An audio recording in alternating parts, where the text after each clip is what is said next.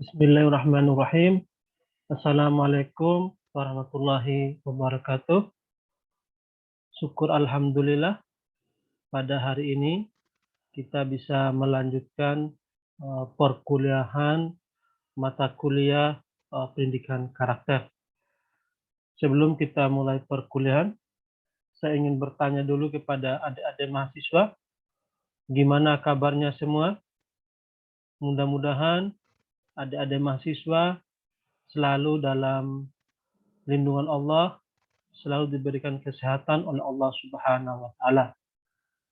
Ya, ada mahasiswa, pada hari ini kita akan mempelajari terkait dengan materi perilaku hormat pada diri sendiri.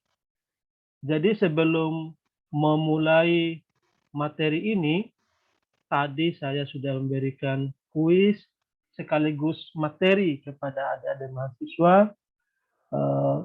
Kuis itu bertujuan sebagai agar adik-adik mahasiswa memiliki pengetahuan awal ataupun memiliki daya ingat yang baik terkait dengan materi yang diajarkan. Jadi itu adalah mahasiswa. Alhamdulillah saya melihat jawaban dari kuis yang telah saya berikan tadi. Alhamdulillah saya melihat adik-adik menjawab sesuai dengan materi yang saya ajarkan pada hari ini. Jadi adik-adik mahasiswa sudah memiliki pengetahuan awal terkait dengan materi yang akan saya sampaikan. Dan adik-adik mahasiswa memiliki kekayaan literasi, kekayaan pengetahuan. Ya, adik-adik mahasiswa,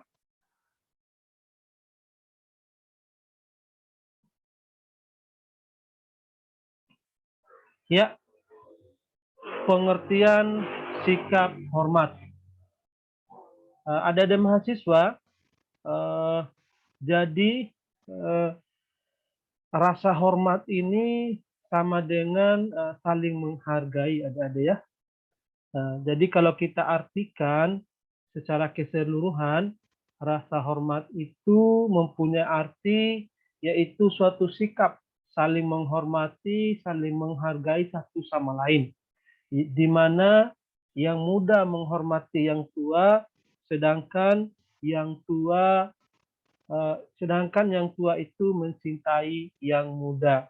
Jadi itu adik sekalian, dalam kehidupan ini selain kita memiliki perilaku rasa hormat kepada diri kita sendiri, kita juga sebagai umat manusia yang memiliki kehidupan sosial, yang hidup di tengah masyarakat, kita harus saling menghormati baik kepada tetangga kita, kepada keluarga kita, di mana kemudian seperti yang saya jelaskan, di mana yang muda harus menghormati yang tua, sedangkan yang tua harus mencintai yang muda. Ya, dari mahasiswa, pemberian rasa hormat ini atau saling menghargai ini ada 4 dalam PowerPoint saya. Yang pertama adalah sikap hormat terhadap Tuhan, terhadap Allah Subhanahu wa Ta'ala. Jadi kita sebagai makhluk, sedangkan Allah itu sebagai pencipta, kita memiliki kewajiban untuk menghormati Allah Subhanahu wa Ta'ala. Gimana caranya? Itu dengan cara bersyukur. Ya, dengan cara bersyukur, dengan cara menjalankan segala perintah Allah dan menjauhi segala larangan-larangannya. Apa saja perintah Allah? Perintah Allah yang wajib yang harus kita kerjakan adalah sholat 5 kali sehari semalam bagi umat Islam, membaca Al-Quran, apalagi berpuasa di bulan Ramadan dan seterusnya. Itu termasuk cara kita menghormati perintah Allah Subhanahu wa Ta'ala. Apa saja larangannya? Dalam umat Islam itu larangan Allah itu tidak boleh mengkonsumsi minuman keras, tidak boleh mengkonsumsi narkoba, tidak boleh berkata bohong, dan seterusnya. Nah, kalau kemudian kita sebagai makhluk di muka bumi ini, nah, di mana kemudian kita menjalankan perintah Allah dan menjauhi larangan Allah, ya kita akan hidup bahagia, ada sekalian. Bahagia ini bukan hanya di dunia, tetapi bahagia di akhirat kelak. Mudah-mudahan kita mencapai kebahagiaan. Amin ya rabbal alamin. Yang kedua adalah sikap hormat terhadap diri sendiri. Ya, apa maksudnya ini? Jadi kita selain menghargai, menghormati Tuhan, Allah, kita juga harus menghargai dan menghormati diri kita sendiri. Ya, bagaimana caranya? Dengan menjaga jiwa kita atau menjaga fisik kita dengan memperhatikan pola makan, memperhatikan waktu istirahat, memperhatikan olahraga kita, itu termasuk sikap hormat terhadap diri sendiri. Ya. Selanjutnya ada tadi menjaga fisik atau jiwa, harus kita juga menjaga kerohanian kita. Ya, rohani kita itu adalah bagaimana kemudian ya kita bisa ya membersihkan kerohanian kita ini dengan mempelajari ilmu agama. Sedangkan yang ketiga itu adalah sikap hormat terhadap orang lain. Jadi selain kita menghargai Allah, hormat pada Allah, hormat pada sendiri, kita juga harus hormat kepada orang lain. Ya sekalian, bagaimana kemudian seperti di gambar ini seorang polisi menghormati ibunya, menghormati orang yang lebih tua daripada dia. Ya. Selanjutnya yang keempat adalah sikap hormat terhadap lingkungan. Ini juga termasuk bagian dari pemberian rasa hormat itu, saling menghargai itu. Bagaimana kemudian kita memberikan rasa hormat kepada lingkungan kita, yaitu dengan cara menjaga lingkungan ini. Ya. Kalau kata Wali Kota Makassar, waktu saya kuliah di sana dulu, ya, saya mengutip kata-kata beliau mengatakan bahwa kalau tidak bisa membersihkan, minimal jangan mengotori. Ya, itu artinya bahwa ya, kita sebagai umat manusia, ya, jangan sampai kemudian kita ini mengotori lingkungan kita. Ya, kalau ada sampah, silakan buang di tempatnya. Ya, jangan sampai kemudian sampah itu kita buang di laut, ya, atau kita buang ya, di tempat-tempat yang mengganggu ekosistem kehidupan ini. Ya, apalagi hari ini ada penelitian yang mengatakan bahwa di Indonesia itu ada 32 juta ton tiap tahunnya sampah-sampah yang dibuang di laut. Itu sangat berbahaya karena kenapa? Karena itu sangat mengganggu ekosistem laut. Ya. Di mana kemudian sampah-sampah plastik yang kita buang, ketika kemudian dimasukkan ke laut, itu akan mengganggu ekosistem laut. Ya, hewan-hewan laut akan mati, dan yang berbahaya lagi, hewan-hewan laut tadi yang memakan sampah plastik, kemudian kita makan lagi ikan itu, akhirnya plastik masuk tubuh kita. Nah, itu berbahaya. Muncullah penyakit kanker, ya, penyakit tumor, dan seterusnya. Nah, jadi ketika kemudian kita menghargai lingkungan ini, menjaga lingkungan ini, itu demi kebaikan kita sebenarnya. Sama dengan adik sekalian, di NTB ini, saya pernah membaca hasil penelitian Wahana Lingkungan Hidup atau WALHI. WALHI menyimpulkan bahwa di NTB itu 75% hutannya sudah rusak. Coba bayangkan, 75% hutan NTB sudah rusak loh. Bahkan WALHI menyimpulkan dalam penelitian itu, apabila 5 tahun ataupun 10 tahun lagi hutan di NTB ini tidak dijaga, tidak dirawat, maka ke depannya NTB tidak akan memiliki hutan lagi. Ya. hasil penelitian ini sangat berbahaya sekali buat kita semua. Ya, ini kemudian menjadi pelajaran buat kita. Ini kemudian menjadi cambukan buat kita. Bagaimana kemudian kita generasi muda ini, kita yang mahasiswa ini bisa kemudian menjaga hutan ini. Ya, itu ada sekalian pentingnya kita memiliki sikap menghormati lingkungan.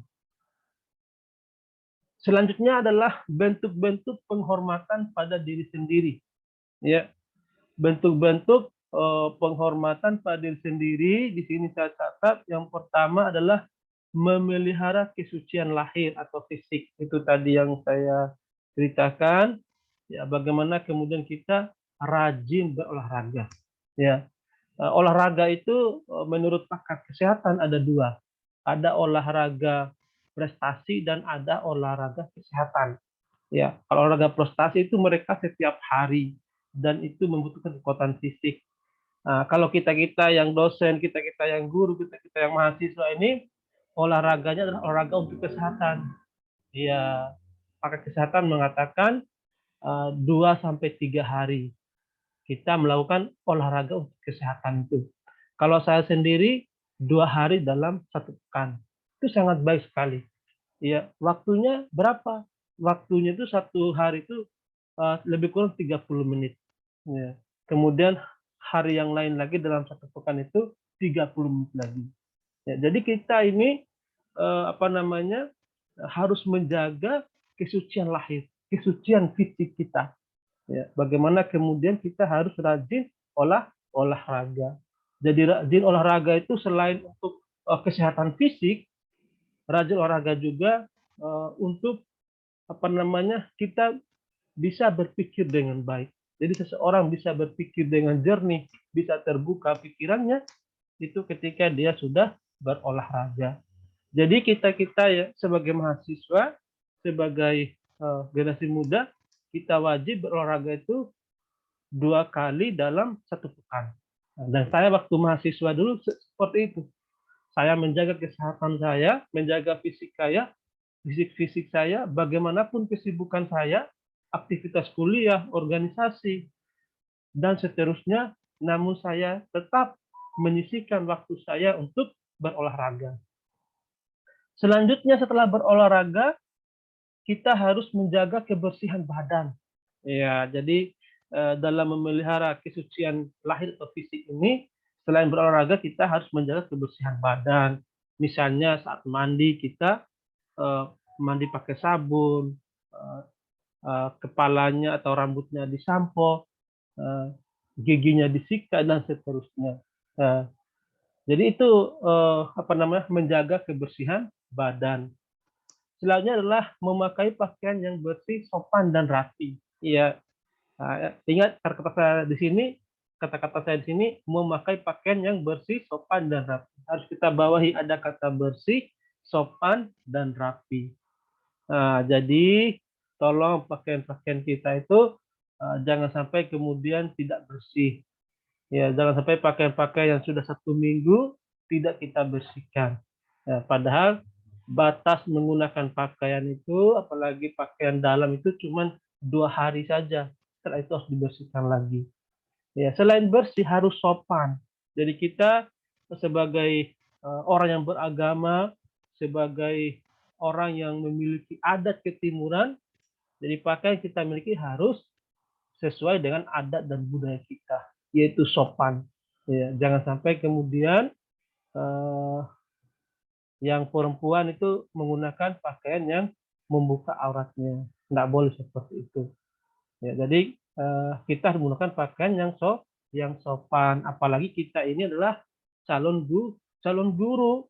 Ya, jadi masih mahasiswa, bagaimana kemudian dia harus memperlihatkan pakaian itu pakaian yang mencirikan bahwa dia calon guru. Jujur saja, mahasiswa saya itu saya menggunakan pakaian yang sopan ini. Ya.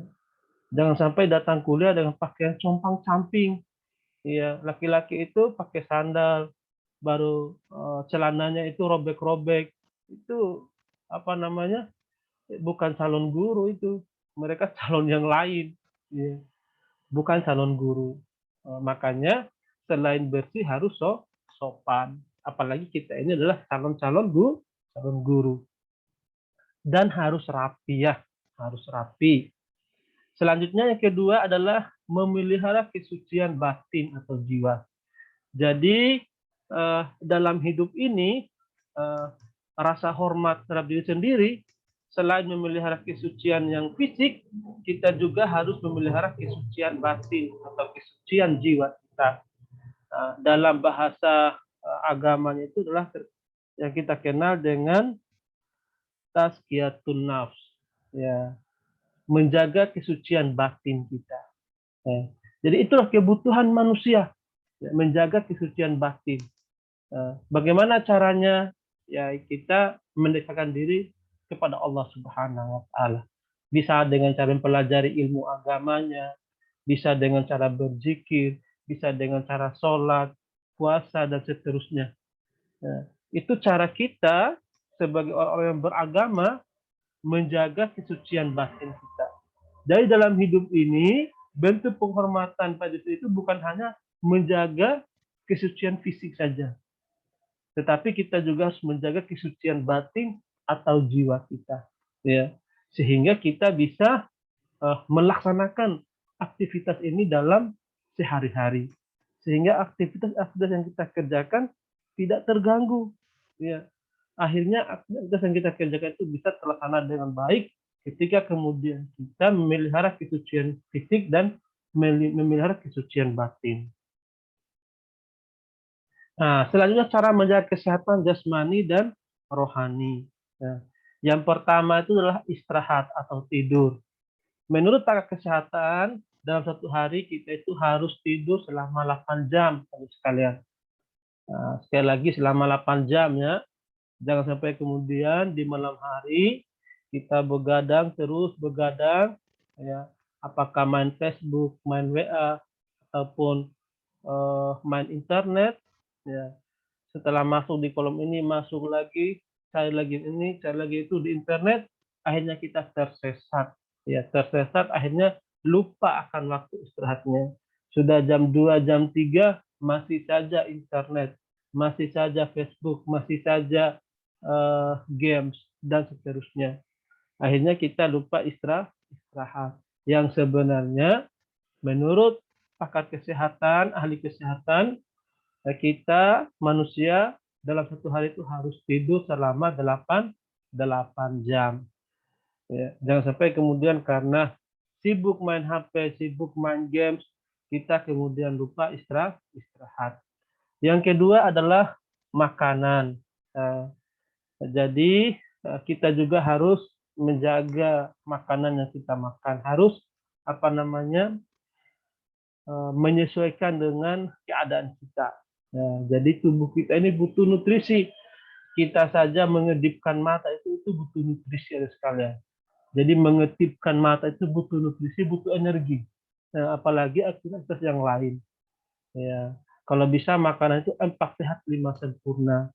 Ya, setelah ada ikannya, setelah ada nasinya, usahakan ada juga buah-buahan. Karena buah-buahan itu banyak mengandung gizi, banyak mengandung vitamin. Yang ketiga tadi olahraga. Jadi kita olahraga itu minimal 2-3 kali dalam satu pekan. Yang keempat, kondisi psikis. Ya, jadi kita harus menjaga kondisi psikis kita, bagaimana kemudian kita bisa berpikir yang baik, tidak semuanya berpikir yang negatif. Kita harus positive thinking, berpikir yang benar, berpikir yang positif. Yang kelima adalah sosial. Nah, jadi sekali lagi kita hidup di tengah-tengah masyarakat yang plural, yang majemuk sekalian. Ya, ada yang suku Jawa, ada yang suku Bima, ada yang suku Sasak, ada suku Samawa, dan seterusnya. Jadi dari masyarakat yang majemuk tadi, bagaimana kemudian kita bisa hidup sosial, bagaimana kemudian kita bisa silaturahmi, menjaga adat dan budaya kita. Ya. Apabila ada teman-teman dari Bima misalnya membutuhkan bantuan, kita bantu mereka sesuai dengan kita mampu. Begitupun teman-teman dari Lombok yang membutuhkan bantuan, kita bantu mereka sesuai dengan yang kita mampu. Ya, jadi kita ini tidak bisa lepas dari kehidupan sosial ini. Tidak bisa kemudian kita hidup sendiri-sendiri. Ya, kita harus hidup sosial ataupun saling membantu. Nah, selanjutnya adalah pengendalian diri. Ya, pengendalian diri adalah suatu keinginan dan kemampuan dalam menggapai kehidupan yang selaras, serasi, dan seimbang pada hak dan kewajibannya sebagai individu dalam kehidupan keluarga, masyarakat, bangsa, dan negara. Nah, itu adalah pengertian dari pengendalian diri. Ya, ada mahasiswa, adapun sikap pengendalian diri itu yang pertama adalah sabar. Ya. Jadi dalam hidup ini kita harus sabar. Ya. Sabar berarti menahan diri dari segala sesuatu yang tidak disukai karena mengharap ridho dari Tuhannya. Ya, dengan sikap sabar maka akan membentuk pribadi seseorang menjadi lebih tenang dalam menghadapi masalah hidup sehingga akan mampu berpikir matang. Ya, jadi harus sabar ketika ada masalah. Ya, usahakan penyelesaian masalah itu dengan sabar, jangan terburu-buru. Ya, atau ketika ada suatu masalah, ya, kalau tidak bisa diselesaikan secara kekeluargaan, kita minta kepada Allah, kita berdoa kepada Allah. Mudah-mudahan masalah yang kita hadapi bisa terselesaikan. Yang kedua adalah percaya diri. Percaya diri berarti yakin benar akan kemampuan atau kelebihan yang ada dalam diri kita. Jadi orang yang percaya diri itu ia yakin bahwa dia memiliki kemampuan. Jadi setiap perbuatan yang dia lakukan pasti dia akan menjalankan dengan sebaik-baiknya. Karena dia percaya diri, dia memiliki kemampuan, dia memiliki kelebihan. Nah, yang ketiga adalah teguh pendirian atau istiqomah. Ya, teguh pendirian ini memiliki arti untuk bersikap teguh dan konsekuen dengan prinsip dan keputusan yang telah diambil walaupun harus menghadapi berbagai macam tantangan dan cobaan. Ya, sekalian, kita yang hidup ini harus teguh dalam pendirian kita, harus istiqomah. Yang keempat adalah jujur. Nah, ini yang penting sekali buat mahasiswa. Bagaimana kemudian mereka itu harus jujur, ya, jujur dalam kata-kata maupun ucapan. Ketika kemudian dosen meminta uang pembayaran kuliah itu 1 juta, tolong jujur sama orang tuanya, minta 1 juta. Nah, jangan sampai kampus minta 1 juta, kalian minta 2 juta. Itu adalah tidak jujur itu. Ya. Kemudian misalnya dosen suruh kalian beli buku. Ya. Buku yang harga 30.000, nah, kemudian kalian minta uang kepada orang tuanya 100.000. Nah, itu sudah tidak jujur itu. Itu contoh-contoh kecil ya yang membuat kita tidak memiliki sikap pengendalian diri dengan kita tidak memiliki rasa kejujuran. Jadi ketika dosen menyuruh beli buku 30.000, minta sama orang tua itu uang 30.000. Begitu. Yang kelima adalah bekerja keras. Ya, orang yang bekerja keras adalah orang yang dapat memanfaatkan waktunya dengan baik. Ya, sekalian. Jadi kita orang NTB ini tipe-tipenya bekerja keras, luar biasa. Kemarin NTB itu di PON, Pekan Olahraga Nasional di Papua, ya mereka masuk 10 besar, bahkan urutan ke-9. Ya, luar biasa. Ini prestasi yang luar biasa sekali. Yang di tahun-tahun sebelumnya NTB itu paling urutan ke-30-an, banyak maaf. Ya, belum pernah kita masuk urutan ke-10 besar kalau dalam pekan olahraga nasional.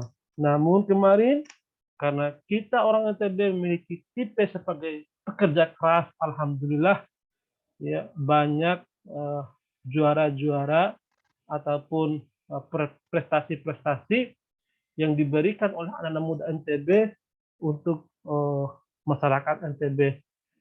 Baik ada medali emas, medali perak, medali perunggu. Dan akhirnya karena perjuangan mereka, kerja keras mereka, akhirnya NTB mendapatkan urutan ke-10 besar ataupun urutan ke-9. Ya. Jadi kita juga sebagai masyarakat ini, sebagai mahasiswa, kita harus memiliki tipe sebagai pekerja keras. Ya. Kalau ada pekerjaan orang tua di sawah, ya, kita bantu orang tua kita itu. Ya, harus dibantu, kasihan orang tua kita. Selanjutnya yang keenam, disiplin. Ya, bagaimana kemudian kita kalau ingin sukses dalam berusaha harus disiplin menepati waktu atau jadwal pekerjaan. Nah, begitupun dengan kuliah, kita harus disiplin. Dosen suruh datang jam 7.30, mahasiswa harus ada di ruangan itu jam 7.30. Ya. Usahakan jangan dosen menunggu mahasiswa, harus mahasiswa yang menunggu dosennya. Nah, itu sikap pengendalian diri dari sekalian, sabar, percaya diri, teguh pendirian, jujur, bekerja keras, dan disiplin. Selanjutnya, manfaat hormat pada diri sendiri. Inilah pertanyaan saya tadi, apa tujuan mempelajari materi hormat pada diri sendiri ini? Atau apa manfaat mempelajari materi? Ini jawaban sekalian. Yang pertama, orang lain dapat menilai dari apa yang kita lakukan terhadap diri kita sendiri. Nah, jadi apa artinya? Artinya adalah apa yang kita lakukan ya terhadap diri kita sendiri itu orang lain akan melihatnya. Oh, si ini orangnya baik.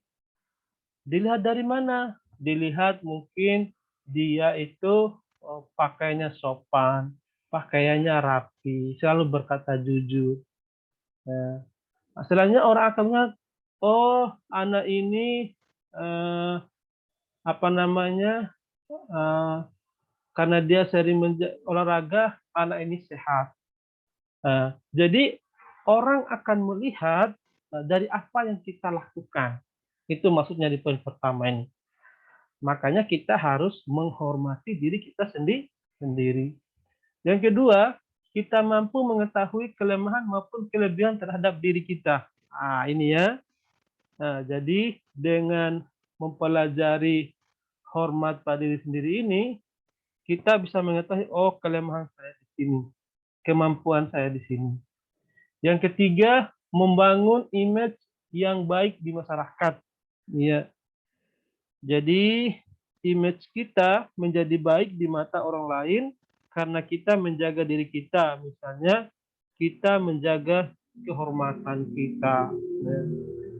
Yang keempat itu adalah hidup menjadi tenang dan damai, terhindar dari berbagai penyakit. Itu manfaat kita belajar hormat pada diri ini. Atau manfaat kita hormat terhadap diri kita sendiri. Yang kelima, tidak mudah untuk melakukan hal-hal yang tidak terpuji. Contohnya seperti apa?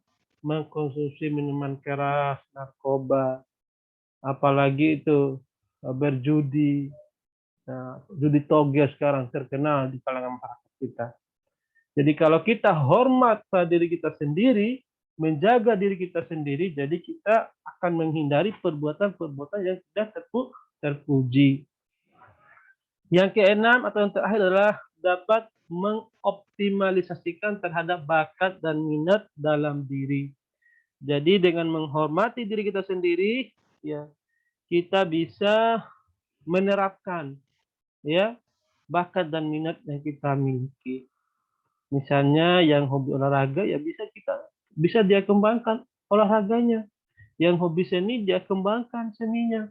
Yang hobi menulis dia kembangkan menulisnya. Yang hobi pidato, dia kembangkan hobi pidatonya itu, ya, dengan dia bersifat hormat pada diri sendiri.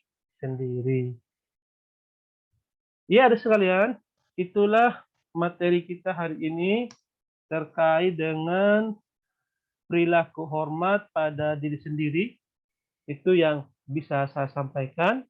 Mari kemudian kita jaga diri kita, mari kita jaga kesehatan fisik kita, kesucian jiwa kita, ya, karena itu akan menjadi cermin bagi orang lain mengikuti ataupun mengidolakan kita. Jadi mahasiswa, bagaimana kemudian kita, ya, bisa menjadi orang-orang yang mampu menjaga kesehatan fisik dan kesehatan jiwa kita. Demikian untuk pertemuan hari ini. Lebih dan kurangnya saya menyampaikan mohon maaf, dan pekan depan kita akan mulai terkait dengan sikap hormat terhadap orang lain dan lingkungan. Ya, demikian untuk hari ini. Mudah-mudahan ilmunya bermanfaat. Wassalamualaikum warahmatullahi wabarakatuh.